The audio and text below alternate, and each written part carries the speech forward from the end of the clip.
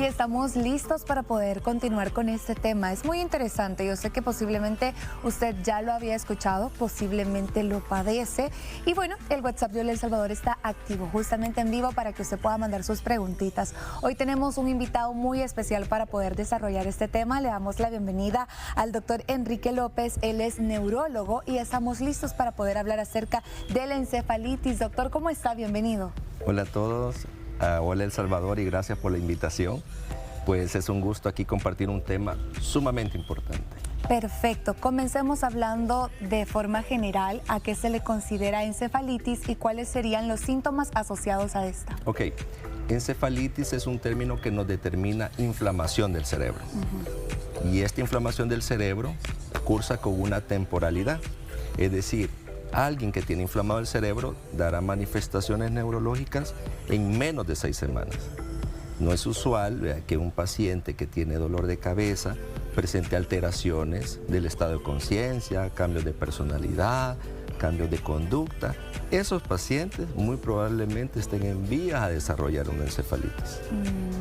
La cefalea, que es el término en neurología de dolor de cabeza, es como uno de los primeros síntomas, pero el paciente con encefalitis, a diferencia de los pacientes que tienen meningitis, que es una inflamación de las capas que recubren el cerebro, esos sí que tienen mucho dolor de cabeza, pero la encefalitis lo que cursa es con alteraciones de conducta y fiebre, es lo que nos demarca el cuadro. Ok, ¿se podría decir que esta es una enfermedad bastante frecuente o es poco común? Es frecuente cuando hay con altos índices de enfermedades, por ejemplo en la pandemia por COVID vimos encefalitis, hay encefalitis por virus, a la cabeza por herpes, pueden generarse por hongos, por parásitos, por bacterias. Quiere decir que va a depender mucho del sistema inmune de cada paciente para desarrollarlo. Pero a nivel mundial, pues la tasa anda entre 5 a 10 por 100.000 habitantes. Esa es como la frecuencia estadística. Ok, yo creo que nosotros a veces tenemos un mal, doctor, y es que podemos tener algún síntoma y pasamos, nos automedicamos, me voy a tomar esta pastillita para que se me quite el dolor de cabeza, he sentido algo raro, tal vez va a ser la única vez que ocurra. ¿Con qué síntomas yo debería ya de afligirme inmediatamente y poder acudir a un profesional de la salud? Ok, hay más de 100 tipos de dolores de cabeza. Hay causas primarias, hay causas secundarias. Las causas primarias usualmente son las migrañas, dolores de cabeza por tensión, por estrés, por no dormir a tiempo, por muchos factores propios de la vida. Pero hay causas secundarias y las causas secundarias pueden ser infecciones. Una infección en un paciente mayor de edad, en vía urinaria, en pulmón, puede migrar también al cerebro y eso volverse una encefalitis. Pero los pacientes jóvenes también tienen un alto índice de frecuencia de esta enfermedad. ¿Por qué? Porque está asociado a virus que prevalecen en el sistema, en el medio ambiente, a la cabeza el herpes virus. Ok, ¿cómo se diagnostica? ¿Se hace algún tipo de examen para poder determinar que sí es encefalitis? Sí, lo primero es pensarlo. Los médicos en todas las emergencias de los hospitales siempre tienen como una forma, un algoritmo de manejo. Paciente que tiene dolor de cabeza, paciente que tiene alteración de la conciencia, cambios de los patrones de conducta, llegan en psicosis, gritando, muy alterados, no duermen, alteraciones de memoria. Estos pacientes, junto con la fiebre, es casi que no grita, ok, es una sospecha de encefalitis. Y si es una sospecha de encefalitis, este paciente debe hacerse una serie de estudios de imagen y de laboratorio. ¿Cuál es el tratamiento? Y digamos, pueden haber niveles, como usted lo menciona, como bueno, no es tan grave o de pronto sí es bastante grave y el tratamiento puede variar. Sí. Todas las encefalitis son graves, todas. De hecho, puede demarcar muchas secuelas neurológicas en pacientes jóvenes. Por eso es que hay que tratarlas a tiempo. Entre más rápido hagamos la intervención, menos secuela neurológica. Medicamentos, sí, se pueden ocupar antibióticos, antivirales por el herpes, esteroides, líquidos de mantenimiento, antibióticos si hay una sobreinfección bacteriana. Pero en el tema de la encefalitis no solamente son infecciosas, El año pasado hablábamos en varios congresos sobre las encefalitis inmunomediadas, que es otro tipo de encefalitis no por infección, sino que es porque tu sistema se equivoca y empieza a lesionar tu cerebro. Eso se llama encefalitis autoinmune. Y las hay asociadas a tumores, las límbicas. ¿Ya? Y alguna de estas que usted está mencionando, doctor, porque ya nos dejan que pensar, ¿verdad? Ya que no solamente existe una. ¿Será que se puede tener de forma hereditaria, como tal vez mi abuelo, mi papá, yo sé que sufrió de esto, ¿verdad? Y tengo yo posibilidad, o mis hijos también, de tenerla? Sí. Fíjate que predisposición genética a una encefalitis infecciosa probablemente no. Pero sí la herencia viene dada por los pacientes que tienen tumores. Y estos pacientes, esos sí pueden heredar esa carga genética de tumores. Y los pacientes con tumores a veces pueden hacer encefalitis límbicas. Ahí sí se demarca un poco la herencia, pero en las infecciosas son adquiridas. Sí. Digamos, ya que mencionaba que eso también se puede dar en pacientes jóvenes y que ahí es donde hay que tener mucho cuidado, también puede llegar a darle a los niños. Sí, claro. Los niños también son los pacientes de riesgo. Los niños pueden presentar meningitis o encefalitis porque los virus andan por todo el ambiente. Son bien fáciles de entrar al cuerpo. Si tus defensas están bajas, entonces entra y se desarrolla. O sea, debe haber un ambiente de vulnerabilidad del paciente para que desarrolle la enfermedad. En base a eso, ¿cuáles podrían ser las indicaciones para evitar una encefalitis? Sí, bueno, lo primero es el tema de los esquemas de vacunación, acudir tempranamente a sus médicos, a los niños con los pediatras, los adultos con un médico general o internista. Pero si un paciente demarca alteraciones de conciencia, cambios de patrones de conducta, fallas de memoria, movimientos involuntarios, fiebre, ese paciente tiene que ir a la emergencia de un hospital. Cuando yo pase, digamos, una encefalitis o sé que algún familiar tiene eso, ¿verdad? Se pone en tratamiento, ¿puedo quedar como antes? O sea, ¿puedo quedar totalmente bien? ¿O qué tanta porcentaje hay que quede con secuelas y cuáles podrían ser? Ok, eso es una excelente pregunta porque esta enfermedad puede dejar secuelas neurológicas importantes, pero por eso el tiempo es básico. Si tú consultas rápidamente, la inflamación cerebral no va a dejar mayor secuela. Pero si no, pueden haber muchas complicaciones, alteraciones del oído, alteraciones visuales, alteraciones de conducta, cambios de personalidad. Pero no todos los pacientes que tienen encefalitis la desarrollan. Nuestra área de oportunidad siempre va a ser abordarlo rápidamente. Ok, sí, porque yo sé que muchos ahorita ya tal vez están preocupados, ¿verdad?, referente a este tema, y al final lo que queremos no es asustarlos, pero sí prevenirlos. Hay que estar bastante atentos a estos síntomas. Entonces, podríamos enumerar exactamente cuáles podrían ser las banderas rojas o las alertas, que si alguien tal vez las está viviendo en casa, pues no espere un día más para poder ir a consultar. Ok. El tener fiebre no significa gravedad. Exacto. Entonces, el tener dolor de cabeza no implica gravedad. Pero si un paciente tiene fiebre, cambios de conducta, se desorienta, empieza a ver cosas, oye cosas, cambia su patrón normal de funcionalidad, ese paciente muy probablemente sí se esté desarrollando una encefalitis. Pero si hay un dolor de cabeza, una fiebre, pues todas llevan una evolución. Y te digo, de muchos pacientes que tienen dolores de cabeza o procesos febriles, serán muy poquitos, pero poquitos los pacientes que van a desarrollar una encefalitis. Lo importante es las banderas rojas.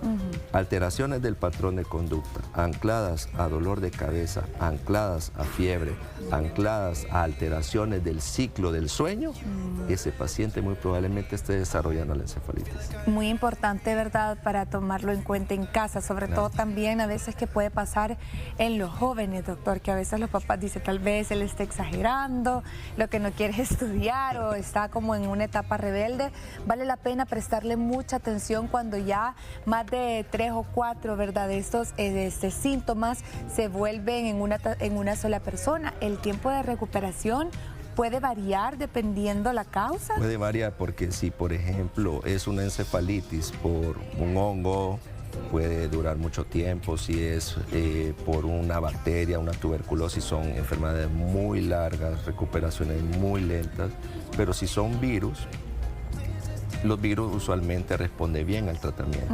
Las bacterias también, pero no todas. No toda. La tuberculosis es una de las que más puede complicar a un paciente.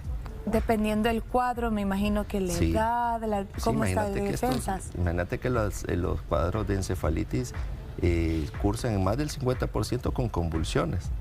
Entonces, si convulsiona el paciente y no consulta a tiempo, puede entrar en algo que se llama estatus epiléptico. Y eso sí es algo grave. Por eso que el paciente debe de acudir para no llegar a esa evolución.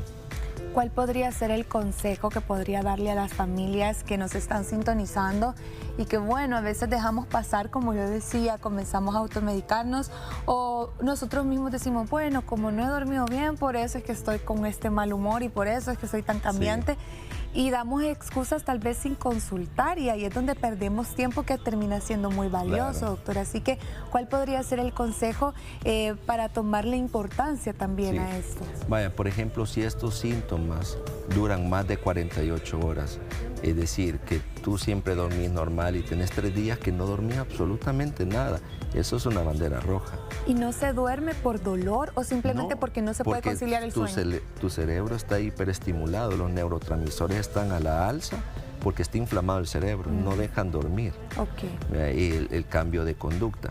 Hay muchos pacientes que pues están en tratamiento con psicólogos, con psiquiatras que pueden presentar síntomas de ansiedad, de depresión, de tristeza, de cambios del sueño, pero eso no es encefalitis. O sea, realmente encefalitis debe ir demarcado por una alteración fisiológica como fiebre. O sea, si tiene fiebre y tiene alteración del sueño y alteración de conducta, eso te dice que probablemente sea una neuroinfección. ¿Ya?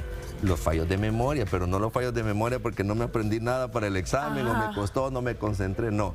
O sea, los fallos de memoria reales, que no me acuerde dónde vivo, que no sepa cómo se llaman mis padres, que no sepa qué día es hoy, que no sepa qué pasó ayer. O sea, esas son banderas rojas. ¿Hay algunas situaciones que pueden aumentar la posibilidad de riesgo, por decirlo algo así? Algunas personas que tal vez, no sé, tomen alcohol. ¿Pueden haber algunos factores que puedan aumentar la predisposición a tenerla? Sí, excelente pregunta. Sí.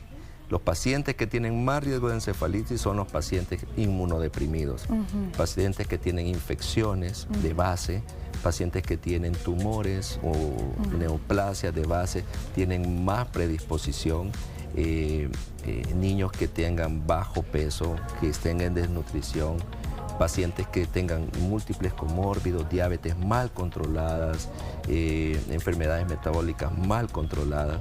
Esos pacientes son un riesgo. Ya no digamos el uso de alcohol, de tóxicos, de drogas, aumenta la posibilidad de desarrollar la enfermedad. Para poder, digamos, tener un cuerpo más sano, porque al final sabemos que virus, bacterias, pues siempre andan en nuestro entorno, ¿cuáles podrían ser los consejos tal vez de hábitos saludables que nosotros pudiéramos llevar día a día o poder, tal vez no los tenemos, pero sí incorporarlos, ¿verdad?, a la rutina y, bueno, poder evitar este tipo de enfermedades? Claro. Bueno, lo que yo siempre le digo a mis pacientes, el buen dormir es básico. Actividad física, no necesitamos ir a un gimnasio, o sea, es caminar, correr, hacer alguna actividad que mejore nuestra funcionalidad diaria, porque si nosotros hacemos ejercicio nos sentimos mejor. O sea, no nos cansamos, sino que nos sentimos mejor. La buena alimentación, uno tiene que tratar de pues, comer bien, o sea, tratar de no comer tanto fuera, comer lo propio, ¿vea? Porque por la contaminación, por las infecciones. Y pues el estrés de la vida propio es un factor que no podemos modificar, pero sí debemos como aprender. Yo le digo a mis pacientes a veces que tienen mucho trabajo, usted puede delegar, delegue para que usted pueda sentirse un poco más tranquilo en su trabajo. ¿Por qué? Porque cuando está muy estresado las defensas bajan y esa inmunosupresión o inmunodepresión puede generar que llegue algún virus y desarrollarse. Y bueno, ahora como vivimos de forma cotidiana, ¿verdad? Sí. Tal vez todo eso estamos más proclives a estar en esa situación, ¿verdad? Así que vale la pena que nosotros le prestemos especial atención. Y bueno, tenemos un mensajito de WhatsApp, doctor. Y yo sé que siempre nuestros televidentes están muy atentos. Y como les decía, al final no es para asustarnos, sino que lo mejor, y tal cual lo decía el doctor, que nosotros veamos el problema a tiempo, es clave también para el momento de la recuperación. Así que acá tenemos el mensajito, dice de esa manera: hola, buenos días, soy Rolando Rauda, dice, y mi pregunta es, ¿por qué solo duele a veces la mitad de la cara? ¿Qué podría ser? Bueno, le puedo comentar a Rolando que en el mundo de los dolores de cabeza, a veces puede doler la mitad de la cabeza y doler la mitad de la cara. Eso puede ser un dolor de cabeza tipo migrañoso.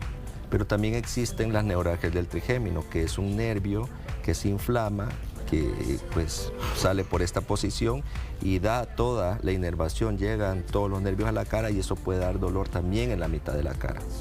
Pero hay causas también traumáticas, un golpe o por ejemplo una lesión o alguna enfermedad dentaria o de toda la base de los dientes también puede provocar un dolor generalizado. Pero neuralgia traduce muchas causas, pero por ahí más o menos ubicamos. ¿Cuándo podría ser preocupante esto? Por ejemplo, si lo tiene de forma seguida, ¿cuántas veces a la semana? O por lo menos ya pasaron, como se decía, 48 horas y no se quita el dolor. Bueno, por ejemplo, el dolor en la mitad de la cara normalmente no se asocia a una encefalitis, pero sí puede asociarse a causas benignas de dolor de cabeza o afectaciones de los nervios. Entonces, si el paciente, pues, por ejemplo, tiene un dolor en la región mandibular o maxilar y pues, visitan normalmente a un odontólogo, el odontólogo dice, no, ese no es un problema dentario, vaya con el neurólogo. Entonces ahí nosotros hacemos una intervención, verificamos si no es el nervio trigémino y así lo tratamos. Sí, y al final hay que tener paciencia, ¿verdad? Porque para esto a veces es de ir descartando, ¿verdad? Ciertas afecciones para que usted tenga la mejor atención. No se puede decir, es esto, ay, nos equivocamos. Entonces al final realmente se tiene que ir paso a paso, ¿verdad? Para saber cuál puede ser el problema real. Aquí hay otra preguntita también, doctor. Dice, hola, buenos días. A mí me duele la frente a veces. ¿Qué podría ser? Feliz día. Cuando duele la frente, usualmente es lo que nosotros llamamos cefalea tensional. La cefalea tensional no es por tensión, o sea, sí es por estrés laboral, familiar, emocional, pero así se llama, es una categoría internacional, cefalea tensional.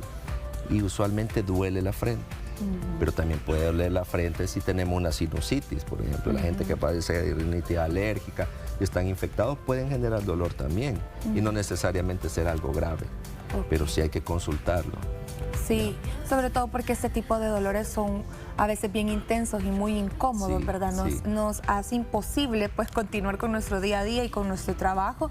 Creo que vale la pena que si ya está siendo como muy recurrente, poder visitar a un profesional y preguntar, ¿verdad? Dar todas las características que tiene su dolor, porque usted lo mencionaba, puede ser acá, puede ser más arribita, entonces lo mejor siempre es consultar. Doctor, queremos agradecerle muchísimo, ¿verdad? Por traernos toda esta información, por dejarnos ya como prevenidos referente a esto y recordarnos que siempre los buenos hábitos, ¿verdad?, nos pueden pues prevenir ciertas enfermedades o al momento de poder tener alguna, pues que nuestro cuerpo esté más fuerte, ¿verdad?, para poder vencerla y poder sobrellevarla. Para finalizar, un consejo para todos los televidentes, ¿verdad?, que cuiden su salud y que, bueno, en base al tema estén muy pendientes de los síntomas. Sí, claro. Bueno, muchas gracias por la invitación y pues a los televidentes, siempre que haya un síntoma que no sea parte de su vida, tienen que consultarlo porque hay criterios clínicos internacionales que cada profesional maneja.